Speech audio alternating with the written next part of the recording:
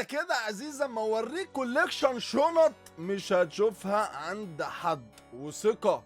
خد كلامي ثقة مع حسن تربو، اقوى اكونت في مصر، كده كده مفيش كلام تاني. خلاص تعالى يا معلم.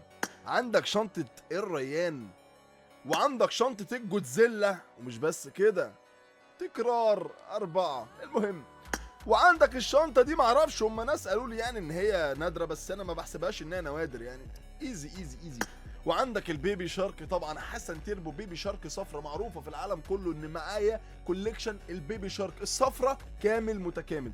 والقرش يا طويل العمر، والضفدع المشع هو ناقص واحدة بس انا شايلها كده على جنب للتقيلة، ما تقلقش معايا، ما تقلقش معايا.